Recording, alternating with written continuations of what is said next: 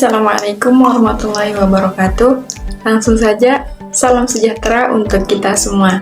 Kembali lagi bersama saya Reni Astika, mahasiswa Prodi Komunikasi Penyiaran Islam, Fakultas Agama Islam, Universitas Muhammadiyah Mataram.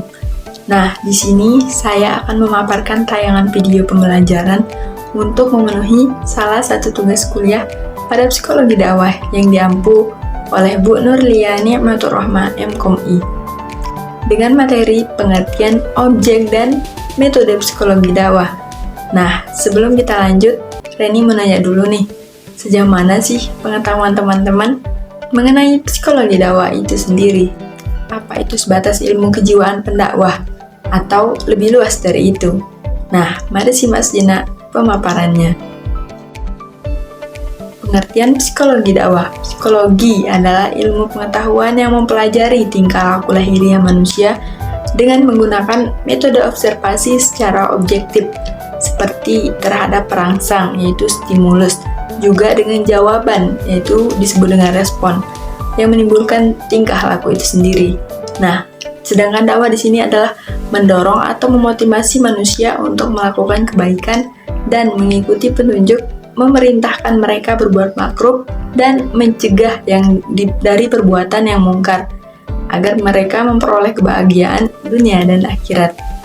Sedangkan kalau digabungkan, makna psikologi dakwah ialah ilmu pengetahuan yang bertugas mempelajari atau membahas tentang segala gejala hidup kejiwaan manusia yang terlibat dalam proses kegiatan dakwah. Nah, psikologi dakwah juga diartikan sebagai ilmu pengetahuan yang mempelajari tentang tingkah laku manusia yang merupakan cerminan hidup kejiwaannya untuk diajak kepada pengalaman ajaran dunia dan akhirat. Nah, psikologi dakwah juga merupakan ilmu yang berusaha menguraikan, meramalkan, dan mengendalikan tingkah laku manusia yang terkait dalam proses dakwah. Bahkan, psikologi dakwah pula merupakan merupakan berusaha menyingkap apa yang tersembunyi di dalam perilaku manusia yang terlibat dalam dakwah. Nah, selanjutnya menggunakan pengetahuan itu untuk mengoptimalkan pencapaian tujuan dari dakwah itu. Nah, di sini juga psikologi dakwah merupakan pengetahuan yang mempelajari tentang gejala-gejala hidup kejiwaan manusia yang terlibat dalam proses kegiatan dakwah. Adapun tujuan psikologi dakwah adalah membantu dan memberikan pandangan kepada para dai tentang pola dan tingkah laku para mad'u dan hal-hal yang mempengaruhi tingkah laku tersebut yang berkaitan dengan aspek kejiwaan, yaitu psikis, sehingga mempermudah para dai untuk mengajak orang lain kepada apa yang dikehendaki oleh ajaran Islam. Nah, jika dilihat dari manfaat mempelajari psikologi dakwah, tentu mempelajari ilmu psikologi dakwah sangat urgent, baik untuk memperoleh pemahaman tentang gejala-gejala jiwa dan pengertian yang lebih sempurna tentang tingkah laku itu sendiri, bahkan tentang tingkah laku sesama manusia pada umumnya untuk bersosialisasi, juga untuk mengetahui perbuatan-perbuatan jiwa serta kemampuan jiwa sebagai sarana untuk mengenal tingkah laku manusia, atau bahkan juga untuk mengetahui penyelenggaraan pendidikan dengan baik.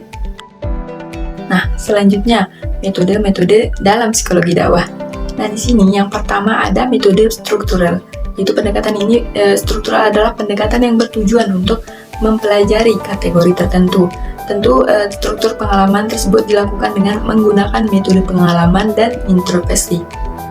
Nah, yang kedua yaitu metode pendekatan fungsional, di mana pendekatan fungsional di sini adalah pendekatan yang dilakukan untuk mempelajari bagaimana si agama dapat berfungsi atau berpengaruh terhadap tingkah laku hidup individu dalam kehidupannya. Nah, selanjutnya itu metode pendekatan psikoanalisis, di mana pendekatan psikoanalisis di sini adalah suatu pendekatan yang dilakukan untuk menjelaskan tentang pengaruh agama dalam kepribadian seseorang dan hubungannya dengan penyakit-penyakit jiwa.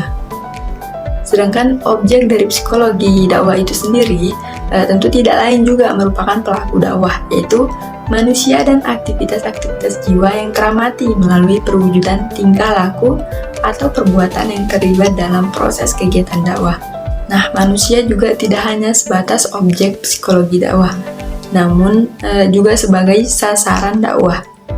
Nah, itu jadi dapat Reni simpulkan, pengertian psikologi dakwah di sini adalah ilmu yang mempelajari tentang tingkah laku manusia, juga ilmu yang mendorong atau memotivasi manusia, juga mempelajari keterlibatan jiwa dalam proses kegiatan dakwah. Nah, juga di sini mengoptimalkan pencapaian tujuan dari dakwah itu sendiri. Nah, sementara metode-metode psikologi dakwah ada pendekatan struktural, fungsional, dan psikoanalisis. Sedangkan objek dari psikologi dakwah itu sendiri tentu tidak lain juga merupakan pelaku dakwah, yaitu manusia dan aktivitas-aktivitas jiwa yang teramati melalui perwujudan tingkah laku atau perbuatan yang terlibat dalam proses kegiatan dakwah. Nah, mungkin sekian, kurang dan lebihnya saya mohon maaf, dan kritik saran dari teman-teman yang membangun tentu saya sangat harapkan agar pembahasan-pembahasan selanjutnya akan lebih baik lagi dan lebih berkesan. Nah, terima kasih telah menyempatkan diri untuk meluangkan waktunya menonton video pembelajaran kali ini. Nah, cukup sekian dari saya. Wabillahi taufiq wal hidayah. Wassalamualaikum warahmatullahi wabarakatuh.